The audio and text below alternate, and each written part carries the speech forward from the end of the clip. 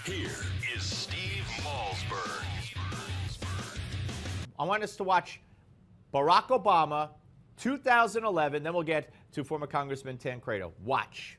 But even though we've answered these concerns, I've got to say I suspect there's still going to be some who are trying to move the goalposts on us one more time. You know, they said we needed to triple the Border Patrol. Or now they're going to say we need to quadruple the Border Patrol. Or they'll want a higher fence. Maybe they'll need a moat. Maybe they want alligators in the moat.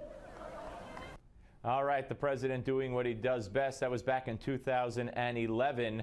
Joining us now is former Congressman Tom Tancredo, Republican from the great state of Colorado, and of course, former presidential candidate and a long-time anti-amnesty advocate. And it's great to talk to you again, sir. Welcome to the show. Thank you very much. It is a pleasure to join you. What on earth is going through the president's head that he will not go to the border? Democrats joining Republicans in asking that question and urging him to go. How could he not go?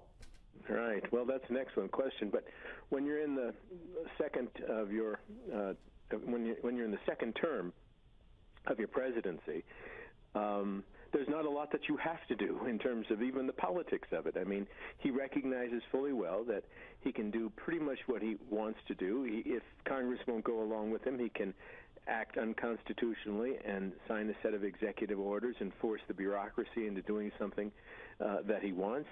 He also recognizes that going to the border would put him in a peculiar situation in that he would be observing something that he would have to, on the one hand, decry because of the conditions, because of the fact that most of these people coming across are children and what's happening to them.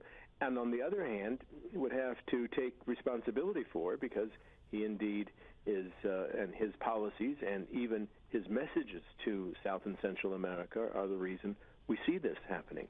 So it's a peculiar situation he just doesn't want to face, I would suppose.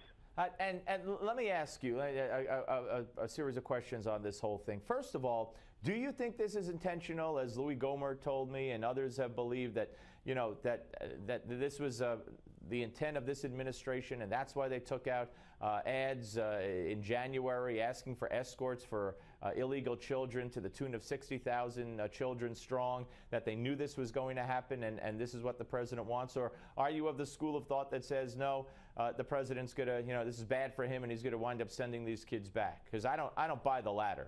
No, it's not going to happen. They're not going back. Understand that. I mean, please listen carefully, anybody out there who's paying attention.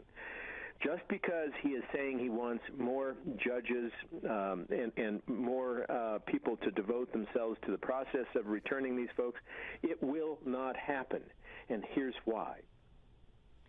When you enter into the country illegally and intend to make some claim, what doesn't matter what it is, that you can't go back for various reasons.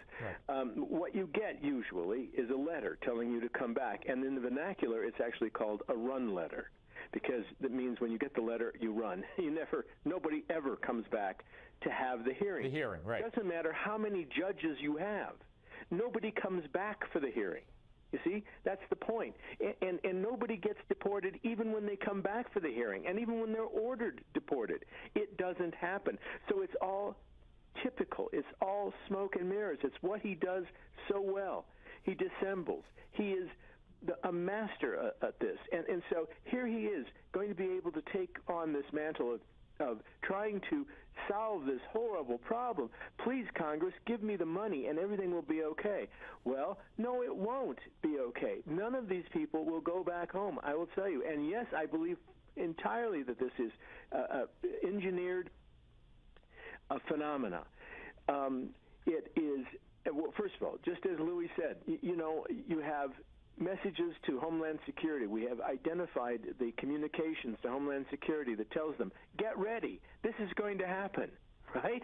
Somebody somehow knew about it. On the other hand, do you think that truthfully, all of a sudden one day, hundreds of thousands of people sort of amassed at various locations throughout South and Central America spontaneously and decided to trek northward and come through Mexico, which of course that's a very difficult thing to do unless the Mexican government. Yeah. Well, and you know, it's as if you hear the left talking about the violence they're fleeing. It's as if the violence in these countries, these three countries in particular, all of a sudden have spiked, all of a sudden on a dime has gotten so intense that all these kids had to come over. And here's a question. This president who has selectively enforced and not enforced existing laws routinely on welfare reform, on the Affordable Care Act, on immigration, why doesn't he just say, if it's the Bush-era law that was designed to protect child smuggling that is hampering the effort to send them out of the country now, even though that wasn't the intent of that law, then why just say, we're not going to enforce that law? He's done it before. That's for sure. Or why not just sign an executive order saying all these people are to be returned, put them on buses or planes, send them back to the countries from which they came, and have the governments there take care of it. And you talk to your ambassador in each country, and you explain to them that this is what's going to happen, and you explain that you want them to tell the government, the host government, that this is what's going to occur, that they better get ready because the people are coming back. He could do that. He certainly has acted it unilaterally on more than one occasion. I would certainly say unconstitutionally. On more than one occasion, he has no qualms about it. It's because this, of course, is not part of the deal. The idea of sending them back, it will not happen. This is all part of a plan. I know how this sounds. I know how people immediately go, oh, there's a conspiracy theorist out there. No, look, it's not a conspiracy if he tells the world what he wants. If Obama says on numerous occasions, I intend to fundamentally transform America, and then he begins doing it, it's not a conspiracy. Right. This is absolutely part of that. Congressman, great to talk to you, Likewise, sir. I buddy. look forward to talking to you again. Thank you very much.